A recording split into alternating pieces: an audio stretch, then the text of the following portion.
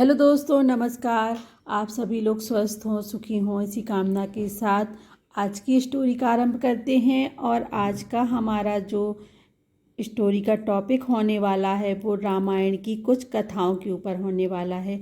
तो रामायण को हिंदू धर्म का एक पवित्र ग्रंथ माना गया है, हम सभी लोग जानते भी हैं। और कुछ ऐसी कथाएं हैं जिन्हें आमतौर पर सभी लोग जानते हैं, लेकिन कुछ ऐसी बातों का भी वर्णन इसमें मिलता है जिसे अधिकतर लोग नहीं भी जानते हैं। जैसे देवी सीता लंका में बिना अन्न जल ग्रहण किए इतने समय तक जिंदा कैसे रहीं, या गिलहरी के शरीर पर जो धारियां आईं उनसे प्रभु राम का क्या संबंध है।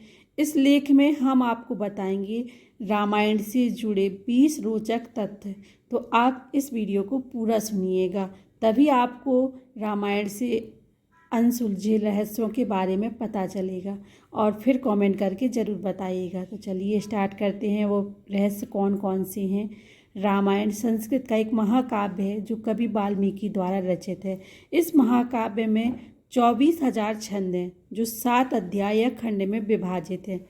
अगर हम रामायण को हर 1000 छंद का पहला अक्षर ले लें तो 24 अक्षर हमें मिलते हैं जो मिलकर गायत्री मंत्र बनते हैं। श्री राम की माँ कौशल्या, ये हमारा दूसरा रहस्य है। श्री राम की माँ कौशल्या कौशल देश की राजकुमारी थी। इनके पिता का नाम सकौशल व माता का नाम अमृत प्रभा था। पूर्व जन्म में भगवान विष्णु ने कौशल्या को त्रेता युग में उनके गर्भ से जन्म लेने का वरदान दिया था। इसी कारण वो भगवान राम के रूप में इस धरती पर अवतरित हुए। जो हमारा तीसरा टॉपिक है, रामायण के कई संस्करण हैं। इन्हीं में से एक आनंद रामायण के अनुसार रावण ने न केवल देवी सीता का अपहरण किया था बल्कि कौशल्या का भी अपहरण किया था। ब्रह्मा जी ने रावण को पहले ही बता दिया था कि दशरथ और कौशल्या का पुत्र उसकी मृत्यु का कारण बनेगा।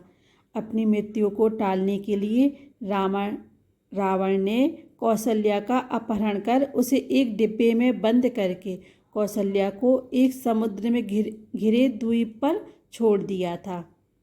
तो आइए जानते हैं चौथा कौन सा रहस्य रामायण से जुड़ा हुआ। श्री राम की एक बहन भी थी जिनका नाम शांता था और जिसको बचपन में ही कौशल्या ने अपनी बहन वर्षिणी और अंग देश की राजा गोपद को गोद दे दिया था। इसीलिए रामायण में शांता का वर्णन नहीं मिलता है। माना जाता है कि देवी सीता भगवान शिव के धनुष को बचपन से ही खेल खेल में उठा लेती थी और इसीलिए उनके स्वयंवर में इस धनुष, जिसका नाम पिनाका था, उस पर प्रत्यांचा चढ़ाने की शर्त रखी गई थी। एक बार रामायण जब भगवान शिव के दर्शन करने के लिए कैलाश पर्वत गए थे, उन्हें मार्ग में नंदी मिले जिनको रावण ने बानर का मुंह वाला कहकर उसका उपहास उड़ाया था। नंदी ने तब रावण को श्राप दिया कि बानरों के कारण ही तुम्हारी मृत्यु होगी। आगे चल के क्या हुआ ये तो सभी जानते हैं। आइए और भी रहस्य जानते हैं। अपने विजय अभियान के दौरान रावण जब स्वर्ग पहुंचा तो वहां उसे रंभा नाम की एक अप्सरा मिली। रावण उस पर मोहित हो गया। रावण ने उसे छूने का प्रयास किया तो उसने कहा कि मैं आपके भाई कुबेर पुत्र नल कुबेर के लिए आरक्षित हूँ, इसीलिए मैं आपकी पुत्र वधू समान हूँ। पर रावण अपनी शक्ति से इतना चूर था कि उसने उसकी एक ना मानी। जब नल कुबेर को इस बात का पता चला तो उसने रावण को श्राप दिया कि आज के बाद यदि रावण ने किसी भी पराई स्त्री को उसकी इच्छा के विरुद्ध छुआ तो उसके मस्तक के 100 टुकड़े हो जाएंगे। जिस दिन रावण सीता का हरण करके अशोक वाटिका में लाया था, उसी दिन ब्रह्मा ने एक विशेष खीर इंद्र के हाथों देवी सीता तक पहुंचाई थी।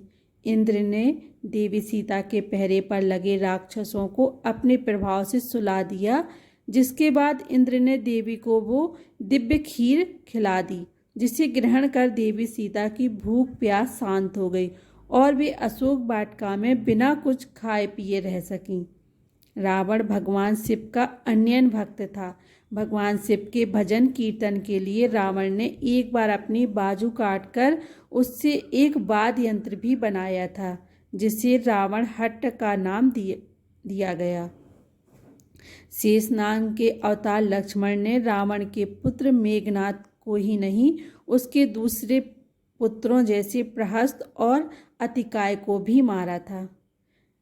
जिस समय श्री राम वनवास को गए थे उस समय उनकी आयु 27 वर्ष की थी।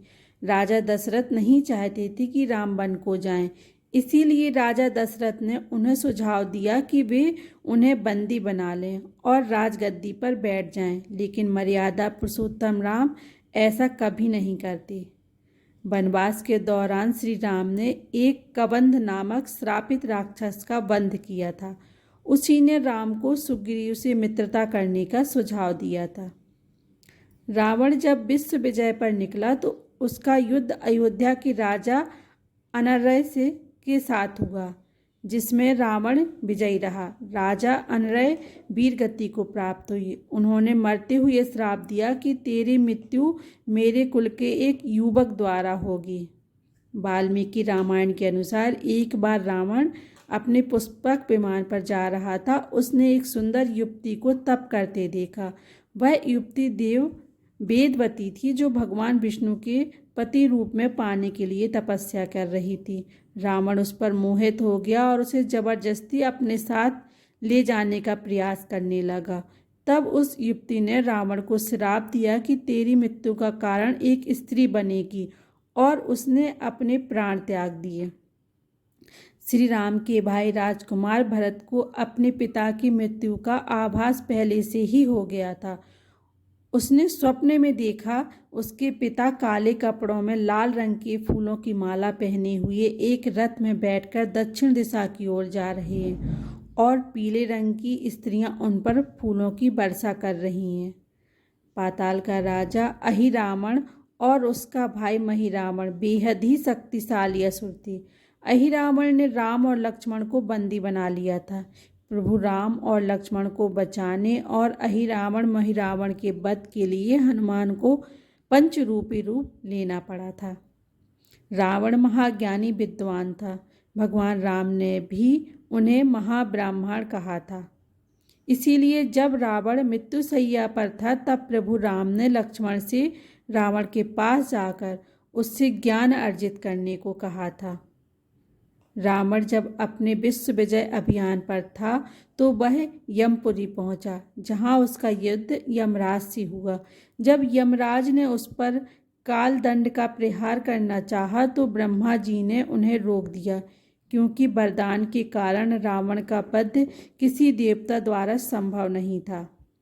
माना जाता है कि गिलहरी के शरीर पर जो धारियां हैं वो भगवान राम के आशीर्वाद के कारण हैं। जिस समय लंका पर आक्रमण करने के लिए राम सेतु का निर्माण हो रहा था, उस समय एक गिलहरी इस काम में मदद कर रही थी।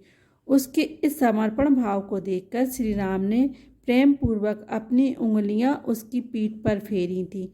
ऐसी मान्यता है, तब से उसके शरीर पर धारियां पड़ गईं। राम रावण के युद्ध के दौरान भगवान राम के लिए इंद्र ने अपना रथ भेजा था, जिस पर बैठकर राम ने रावण का वध और युद्ध में विजय प्राप्त की थी।